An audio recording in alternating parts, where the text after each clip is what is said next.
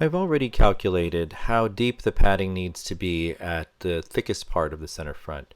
For a doublet of this style, it's about 3 times the finished thickness that you're requiring. So here I am with the padding and a piece of the lining that I'm just putting on top. And you'll notice that the extra pieces of the padding are actually on top, so that the smoothest layer is what will go against the outside. From here, I'll use my basting thread and have this flat on the table, and you can see that I'm just basting along straight down through the padding. Now this is just a long stitch to keep it secure.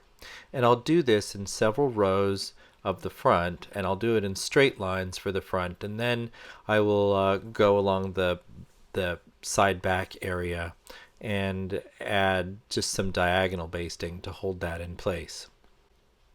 As the work continues, though, it gets really complicated to do it down here at the bottom, and you'll see that I'm trying really hard to make sure that I go all the way through, keeping the needle quite straight. And in pretty short order, all of the basting will be complete.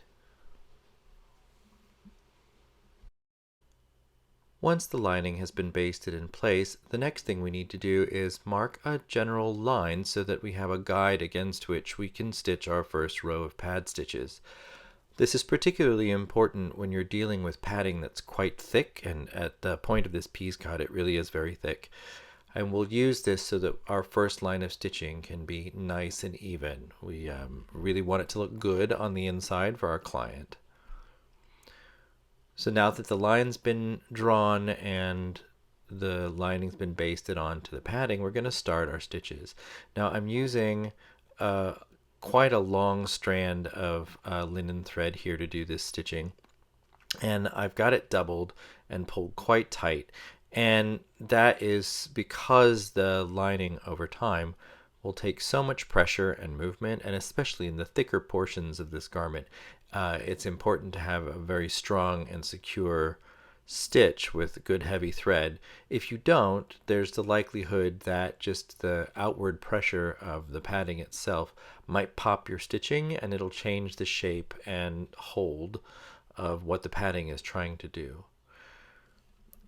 As this work progresses, we'll finish this line of stitching, and then we'll just, like all pad stitching, we'll just shift over to the next line and work our way back up to the top. The thing to know with this kind of padding, though, is that as you get into the thicker areas, your stitches will appear much bigger on the pad side than they will on the lining side, and that's just because you're going through so much more thickness. There's more distance for the thread to cover. So I've just shifted over to the next line of stitching, and you can see that it's been a bit of a struggle just to get the needle all the way through.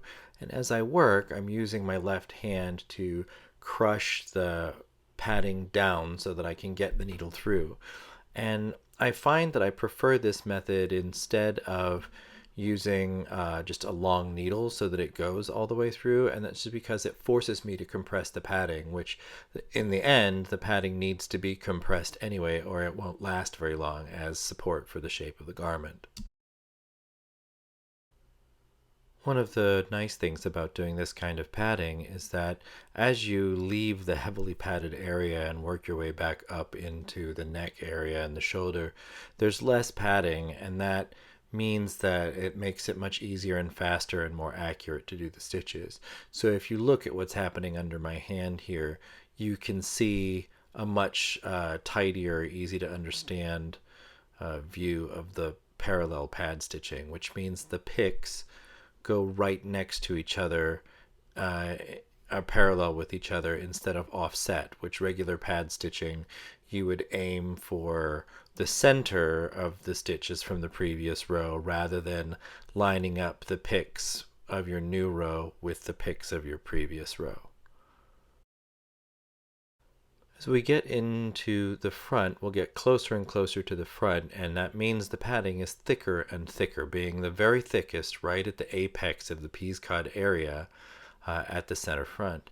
And as we get there, you'll see that I'll switch periodically to stabbing back and forth to do the stitches, and that's just so that I can get even more tension on them or the thickness of the padding is just too much for me to even get my needle through accurately. So you'll be able to do this for a little while. If you have really strong hands, you might be able to make it work, but you can see that I'm already struggling here. So the best option in this case is to stab your needle back and forth in the position of the stitches. And it takes some practice to line the needle up correctly as you do that, but after a few tries, you'll definitely get there and you'll be able to work quickly. I think at this point in the video, I'm still kind of struggling to avoid having to stab back and forth, mostly because I think as a tailor I might be a little bit lazy, and I just prefer not to like lift it up. I want it to stay in this orientation on my body so that I can work easily and quickly. I'm going to turn this over here and show you when the stitches are lined up. When you line up the picks on the back side, you can see this nice grid that forms, and that grid is really important when the padding is very thick, because each line of those stitches behaves kind of like a hinge.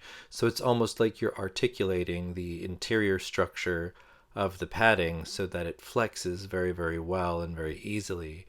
But because it's stitched on a grid, it moves so that you can bend more comfortably. It moves well so that it curves around the body well. If we were treating this as offset pad stitching, then all we would get is a very stiff garment, and we wouldn't have this sort of natural hinging effect on the inside.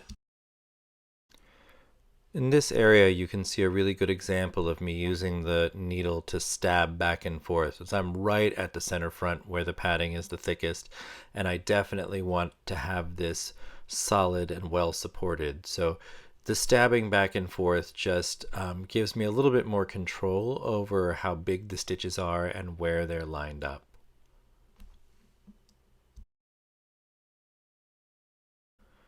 Now that the worst of the task is over, because we pad stitched the heavy, thick portion first, now we have smooth sailing with plain parallel pad stitching through the rest of the padding.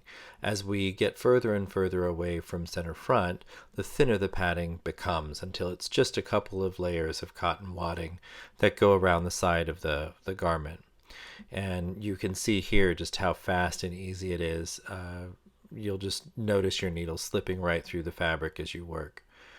The end result is also really nice, because when it's easy to work like this, you can keep everything perfectly aligned, and you'll have this beautiful grid of stitches on the inside of the lining when you turn it over. Here we are at the very end of all of the pad stitching, so I'm just clipping the thread and moving on to taking the bastings out. As I flip this over, look at this lovely grid of stitches that we have. You can really see the vertical and horizontal hinges that are happening. So the bastings come out, and here's a finished padded lining for a Peascod belly doublet. I hope that you have good luck doing the doublets that you're going to make, and I hope that this has really explained the parallel pad stitch and what it's used for in terms of padding. Thank you.